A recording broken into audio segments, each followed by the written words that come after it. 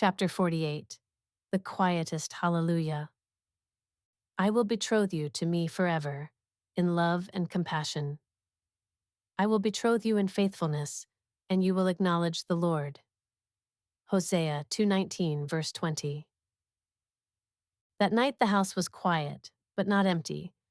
Ruthie stood just inside the door, toes pressed into the wooden floorboards, veil folded in her hand, curls tumbling down her back. She wasn't sure when the laughter had faded or when the guests had slipped away. Only that now it was just them. She watched James across the room, the man who had steadied her in firelight, who had kissed her beneath smoke-stained skies, who had promised her love with eyes full of truth. He was moving slowly now, deliberately, as if rushing would somehow diminish the sacredness of what came next. He unlaced his boots one by one, left them by the door, then walked toward her with bare feet and soft steps. Ruthie felt her breath catch in her throat, not from nerves but from the enormity of what this moment meant. You're staring. He said gently, a smile at the edge of his voice. I'm memorizing. She said with a smile, and she was. Every angle of his face, the way his shirt clung to his chest, the softness in his gaze, even after everything they'd survived, the man who had seen her at her most broken and never looked away. He reached her, slowly lifting his hand to brush a strand of hair from her cheek. His fingers were calloused, roughened by work and weather, but they moved across her skin with softness. You're so beautiful. He said. And it wasn't just the dress or the curls or the veil now laid aside. It was her. Ruthie smiled, a tear catching at the corner of her eye. So are you. He laughed softly, cheeks flushed. I don't think anyone's ever said that to me. She stepped closer until their foreheads touched, until his breath mingled with hers. Well, someone should have. They stood like that for a while, breathing each other in, the quiet hum of night filling the silence. Outside, the wind rustled the trees gently. The embers from the fire pit glowed low through the window, casting flickering light across the floor. Ruthie reached for the buttons on the front of her dress, her hands trembling slightly. James gently caught her wrists. Let me. His voice was steady, not demanding, not hurried, just reverent. He began with the first button, just below her collarbone, fingers working slowly. Each one undone felt like the shedding of armor, the letting go of all that had once said not yet. When the dress slipped from her shoulders, he caught it. Carefully, respectfully, he let it fall to the floor.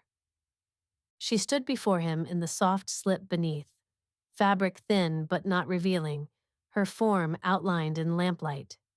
She felt the vulnerability of it all, skin and soul. But she didn't flinch, not with him. James stepped back just enough to unbutton his shirt. Ruthie watched as he shrugged it off, revealing skin that bore the marks of life, scars, freckles, sun-kissed lines from long days in the paddocks. She reached out and touched his chest, fingers light as if tracing a story. This body She said quietly. carried so much pain, and still, you chose to love. James took her hand and brought it to his lips. This heart He replied. healed mine. They moved to the bed slowly, as though the world might stop if they moved too fast. James pulled back the quilt. Ruthie climbed in first, legs folding under her, curls falling over her shoulders. The sheets smelled like eucalyptus and earth, like home. When he joined her, there was a pause, an ache so full it felt like music. Their bodies met not with hunger, but with a kind of desperate peace.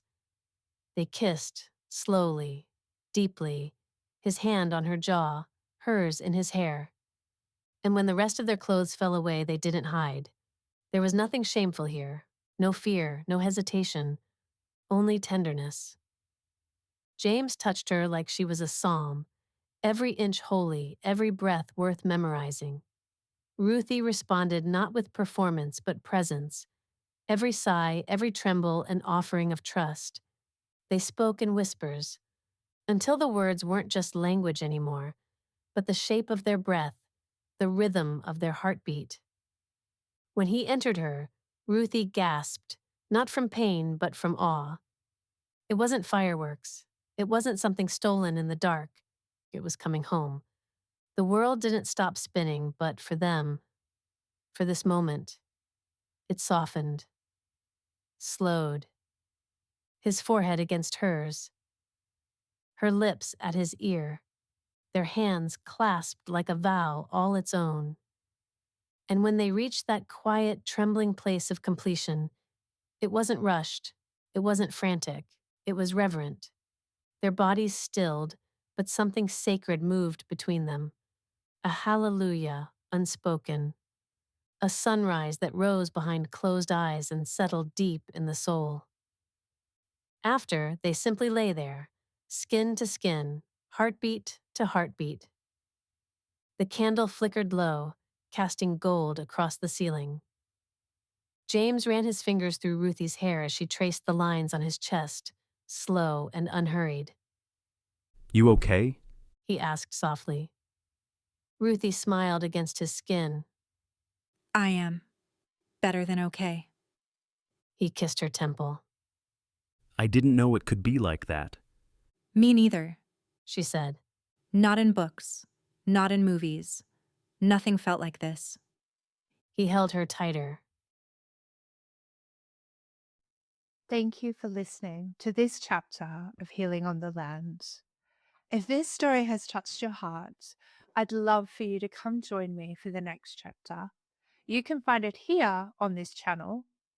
If you'd like to support more Christian storytelling, you can purchase the full book or make a donation using the link in the description. Your support, no matter the size, helps us to continue writing stories of faith, healing, and hope. And don't forget to like this video and subscribe to this channel. May God bless you, and I hope you have a lovely rest of your day.